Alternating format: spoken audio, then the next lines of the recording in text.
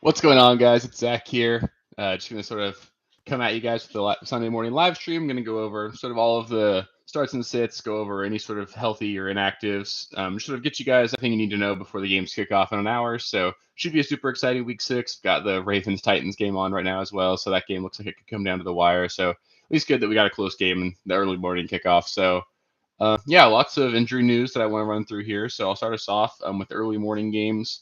As far as I'm sure most of you guys know this already, but Miles Sanders, he's inactive today. That does mean Chuba Hubbard's probably a decent, like, low end flex play if you want to play him. Not something I'm super excited about, but I do think you can get away with playing Chuba. Just understand that obviously you're dealing with something that could be far from ideal. So, but it's a decent matchup, and Chuba should get a lot of work. So you can certainly play Chuba if you want to. For the Bears, Roshan Johnson and Khalil Herbert are going to be inactive. That makes Deonta Foreman effectively the only running back in Chicago. I think you can play Deonta Foreman again, another like low end flex play, probably like a fringe top 30 running back. So if you're desperate, you can play him, but I wouldn't be super excited about it. I would prefer to look elsewhere. But obviously, a lot of you guys really need running backs. It's bye weeks, injuries, and we all know how scarce the running back position is. So you guys might need to go there. Um, T. Higgins, this is a big one. He is going to be active against the Seahawks today. I really don't have a great read on what to do in that game. In that regard, I had to make the decision between T. Higgins and Ramondre Stevenson in my flex one of my leagues. I did end up leaning with T. Higgins, so that's sort of the area that I have him viewed as. I do think it's a really risky like flex play. Obviously, we know Higgins could easily put up one big play and make your fantasy day and really put up a high end of performance. And the Seahawks defense is not one that scares you, so you could certainly do worse than playing T. Higgins. But we've seen it before with T. Higgins. He can very easily be a guy that goes out there and plays one snap and then ends up being someone who really does just sort of devastate your roster and gives you 0 points. So we got to keep that into mind. But just keep that in mind with Higgins, but I do think you can play him. So to that, Deshaun Watson, he's going to be inactive for the Cleveland Browns. David Njoku is in. PJ Walker is going to start for the Cleveland Browns. It's not something that I'm super excited about by any means. I would be certainly concerned that this is going to be a really low scoring game, especially on the Cleveland side of the ball. They play a really talented 49ers defense. PJ Walker has never been someone that's really supported very many high end fantasy options. So I'm probably going to bench all the running backs in Cleveland. Obviously, I understand if you're super desperate, you can play Jerome Ford if you need to, but I don't want to. David Njoku, not going to play him either. Amari Cooper would be the only one that I could even consider. He's probably like a really low end wide receiver 3 or low end flex play. By no means is he someone that I'm excited about playing. But as always, if you need to be relying on him, you can play Amari Cooper. It's just something that I wouldn't be excited about this week. For the Texans, Tank Dell is inactive today. Robert Woods is active.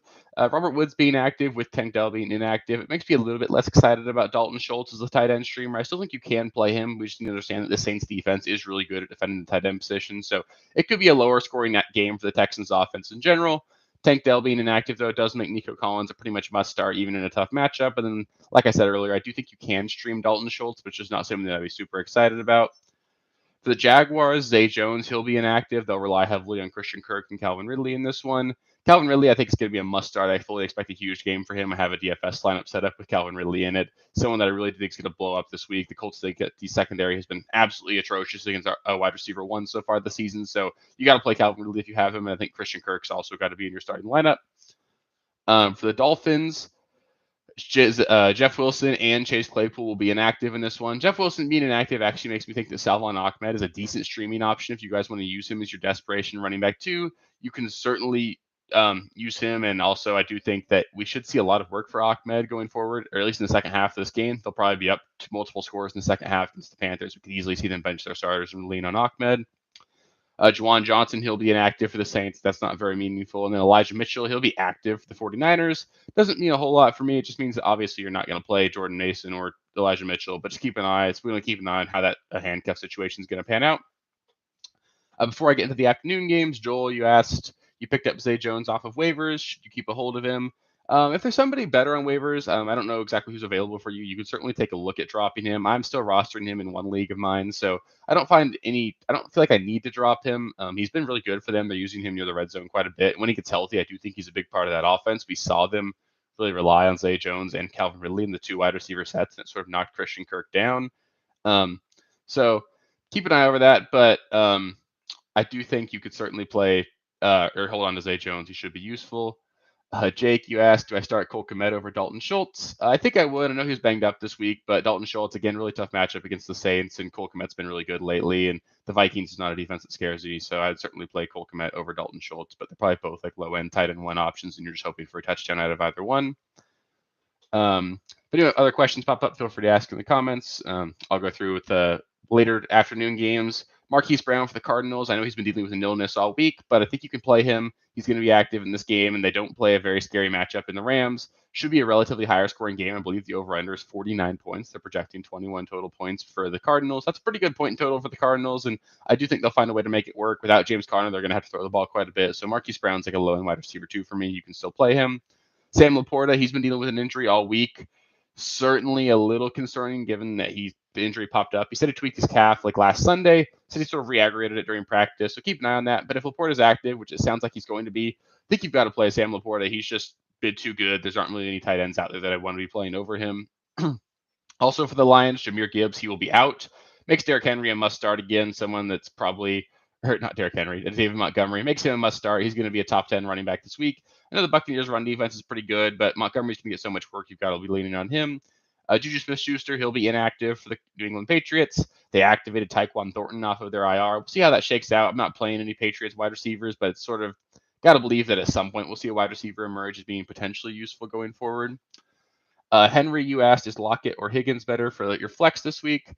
I think I would lean Lockett. He's coming off of a bye. He should be healthy. The Bengals defense hasn't been fantastic either, and there's just a lot less bust potential for Lockett. I do worry that we could see Higgins out there as a decoy.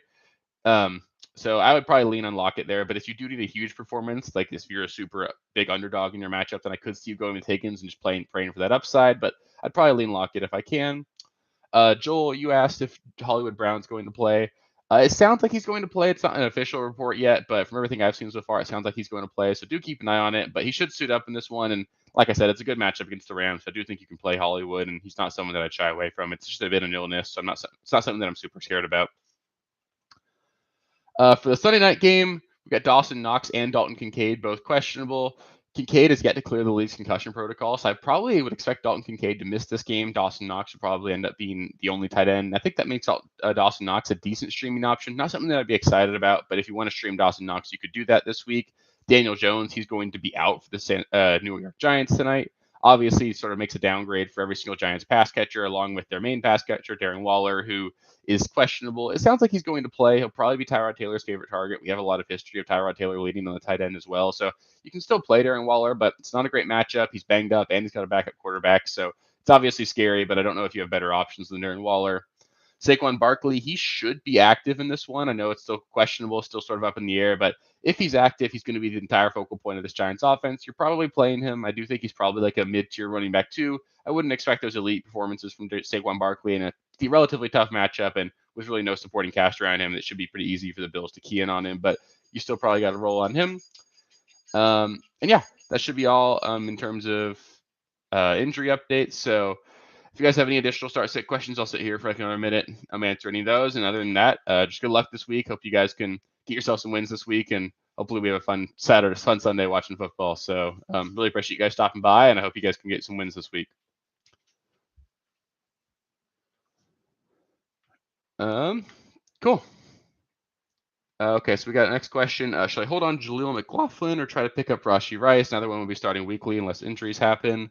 It probably depends on how your roster is constructed. If you have a lot of running back depth, I think you can move on from Jaleel McLaughlin and go towards Rashee Rice. So it just sort of depends what you need. I think both of them have a path to being the primary running back or primary wide receiver in their offenses. So if you need a running back, I'd hold on to McLaughlin. If you need a receiver, I'd go for Rashee Rice. I think McLaughlin probably ends up being just like a split of timeshare with Javonte and with just Javonte. We did see basically this last week, Samaje Perine didn't get any touches. He had like 2 catches, and that was about it. He also had a really brutal fumble. So they might move on from Samaje Perine, sort of. That would make McLaughlin like a decent running back option. And then Rashee Rice, he does seem like he's very clearly the Kansas City Chiefs' #1 wide receiver. So I do like him going forward, and I probably would want to roster both. But if you could only hold on to one of them, it sort of depends on what you need between running back and wide receiver.